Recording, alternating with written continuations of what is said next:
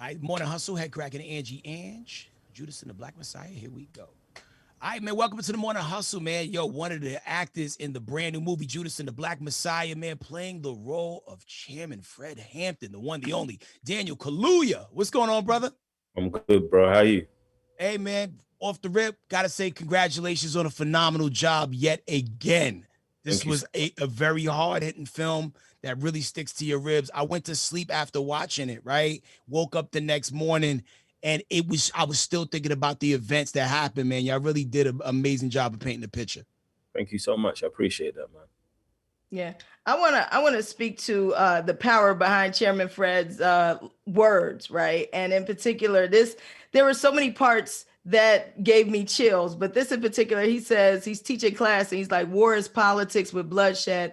Politics is war without bloodshed." Can you speak to just any of the lines or moments where you were just like, "Man, these words are incredible," in terms of like for him being so young, being a 20-year-old young man.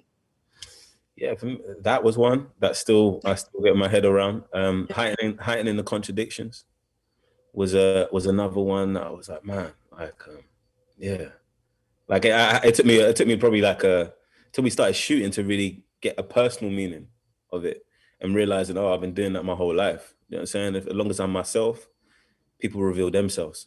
You know, and I mean, there's just so many. Yeah. There's so many. There was the one in the church when he said uh, about he talks about fascism. He talks about fascism, so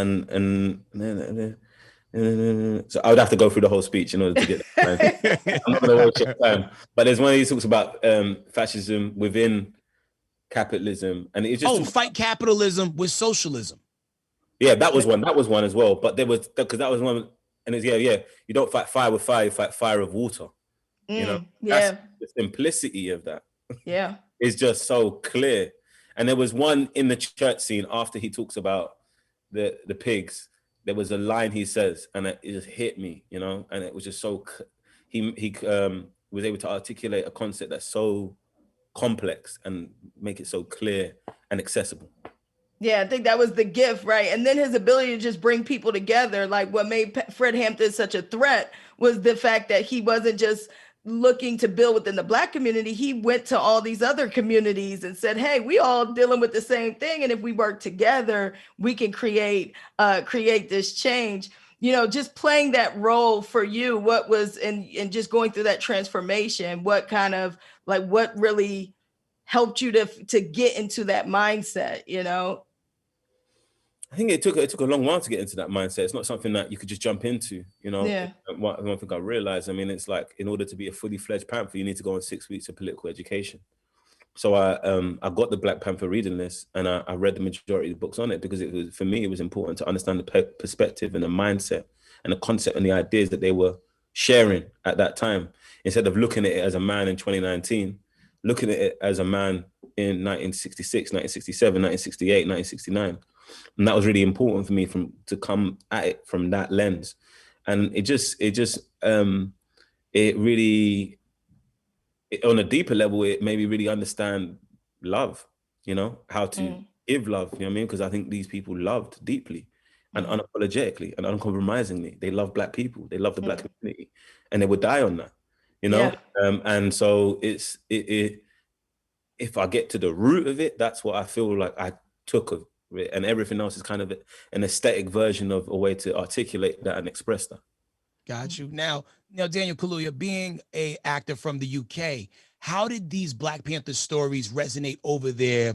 In the UK, because sometimes when something happens in another country, the narrative gets skewed, gets a little switched around. Like, did you hear about the Black Panthers much growing up, or were y'all kind of like sheltered from that information? I think it wasn't taught in schools. I mean, and we did learn civil It's rights. not taught in schools here Yeah, either. we did learn about the civil rights history though in America. Mm. We did learn about that, but it just didn't mention the Black Panther in any deep way, and they kind of skipped past Malcolm X. So it was to be honest, it arrived to me as a like late teens, early 20s when you're navigating the frustrations of being a young Black man and dealing with how people perceive you when you go out into the world. You know what I'm saying? And so like it would just organically came to me in terms of like, because I wanted to feel empowered. You know what I'm saying? I wanted to feel strong. And so there's a lot of an awareness around the world about the values and the work of the Black Panther Party. Now, the title, of course, Judas and the Black Messiah. Your character, Chairman Fred Hampton, is, of course, the Black Messiah. And then you've got the Judas, right, which is Bill O'Neill.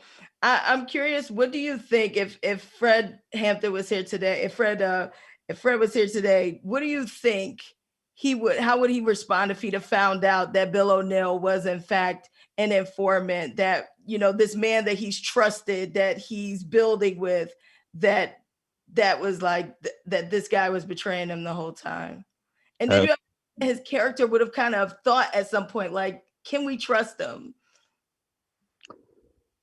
Possibly, you know, it's I feel like they would have abided by Panther protocol and handled it accordingly. You know, it's not something that it's like, oh, what's my thoughts? It's about what's good for the party, you know, what's good for the people, you know, and they would have led with that.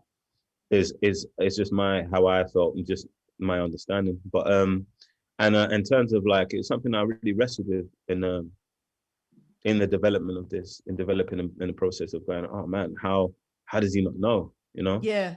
But it's that, you know, a lot's happening at that time, you know, a lot's happening, a lot going around X and Y and Z, and you can't pick up on these things at a time to time. He's a human being, you know, and yeah. Got you. Now, Daniel Kaluuya, like, when I know we're in times of COVID, but when you walk around the streets, do people ever just walk around and want to hug you?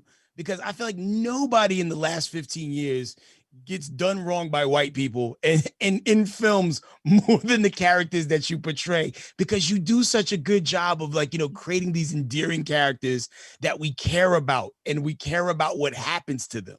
And even once again, like, I mean, Fred Hampton, 21 years old, the way he was moving. And when you look at the old archival tapes, you'd have thought he was like 32, 48, something like that. Wise beyond his years and just betrayed by the people around him. You know, like, you know, do you feel like, you know, there's a part of that in you, you know, far as like, you know, having that endearing side that just sometimes gets mistreated by others?